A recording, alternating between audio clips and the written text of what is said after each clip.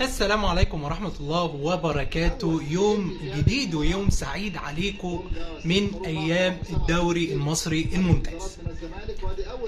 الزمالك بيلاعب إنبي دلوقتي، وادي آخر يعني يعتبر آخر دقيقتين في اللقاء، ونادي الزمالك مغلوب 2-0 يا جماعة. يعني مغلوب 2-0 من إنبي.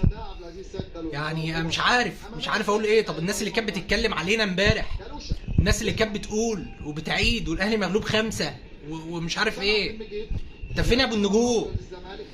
انت فين يا نجم؟ من حقي بقى دلوقتي ان انا اقعد اتكلم واقول الزمالك مغلوب من انبي و2-0 وبتاع؟ يا باشا لا تعايرني ولا عايرك، الهم طايلني وطايلك، ولكن برضه لو كان طايلني مش هيطولني زي ما هو طايلك. ازاي؟ انا دلوقتي المركز الكام في الدوري، وانت بالهزيمه دي المركز الكام يا باشا؟ انت هتفضل مركز خامس، تمام؟ ولعب 20 ماتش، معاك 33 بونت، تمام؟ فحتى انا لو خرجت من افريقيا وانت خرجت من افريقيا هنتقابل في الدوري اللي انت فيه مركز خامس وانا مركز اول. فيا عيني صعبانيه عليا قوي ان الحفله ما كملتش يوم، يعني هم يوم بس، وبعدين اتفاجئوا بإنبي واتفاجئوا بمحمد حمدي ورفيق كابو اللي عملوا يعني ثنائيه في الجون الاول تدرس. كرة اتلعبت من ورا المدافعين عن طريق محمد حمدي ده اصلا باك شمال، وكابتن تامر مصطفى موظفه تحت الفرود، حط الكرة زي ما الكتاب بيقول، والواد رفيق كابو قاطع زي ما الكتاب بيقول، تمام؟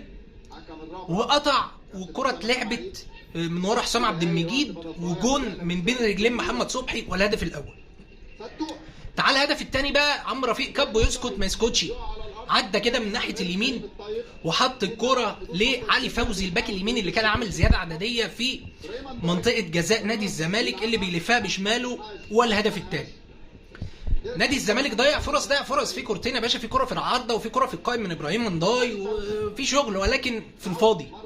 الزمالك لو قعد لعب الماتش ده يعني هو الحكم حسب 6 دقايق وقت بدل ضيع دلوقتي، لو الزمالك قعد يلعب من هنا لبكره مش هيجيب جول. ومين بقى يا باشا قدام؟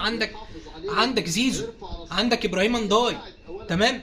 عندك بالحاج، عندك يوسف اسامه نبيه، عندك بص يعني الفرقه كلها تلعب قدام يا باشا، ولكن انبي مقفله تقفيله قافله المحابس على نادي الزمالك يعني بالبلدي. ولكن انا مش عارف، يعني انا كاهلاوي، يعني واحد يقول لي انت مبسوط ولا متضايق ولا زعلان؟ انا مش مبسوط، والله مبسوط زي ما انت كنت مبسوط امبارح. ما انت كنت مبسوط امبارح وانا باكل 5 ويا ابو 5 ويا ابو 5 وتاجات وحاجات بتتعمل وبتاع. انت فين يا باشا دلوقتي؟ انت مش عارف تكسب انبي. نفسي اعرف بتتكلم معايا بانهي وش،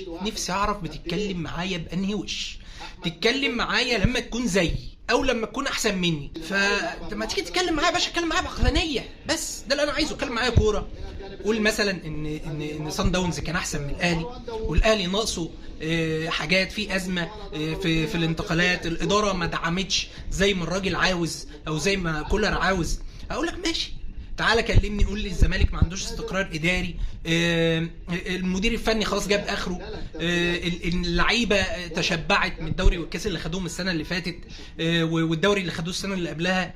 اقول لك ماشي، اتكلم معاك عقلاني، وانا راجل عقلاني والله يا جماعه، بتاع كوره، انا راجل بتاع كوره، كلمني كوره هتلاقيني معاك كوره. انما بقى تقعد تقول لي اصل تحفيل، واصل نحفل، واصل نعمل، لا يا باشا هتضايقني هضايقك. هتكلمني كوره هكلمك كوره. كان في كرة بس يا جماعة بتبين لك قد ايه دفاع نادي الزمالك بيعاني واللعيبة بتعاني، وفي كارثة يا جماعة في دفاع نادي الزمالك، بغض النظر عن عودة الونش اللي هي تعتبر المكسب الوحيد لنادي الزمالك في الماتش ده. في واد اسمه كريم الطيب، اللي مش عارفه يا جماعه، كريم الطيب ده كان في نادي اسوان. نادي اسوان كان جايبه بمبلغ، انا مش عايز اقول لك هو كان جايبه بكام، بس هو مبلغ قليل جدا يعني، واتباع لانبي برضه بمبلغ مش اللي بالك فيه، يعني بمبلغ متوسط، تمام؟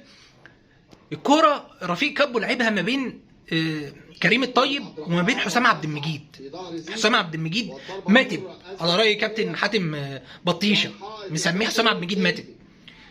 الواد كريم الطيب بعيد عن حسام جدا وجري، لا وسابق وخد الكوره، والكوره فركت كده قدامه برضه، لم الكوره وعدى تاني وعايز يعدي تاني ويجيبه. في يا جماعه هو دفاع الزمالك في ايه؟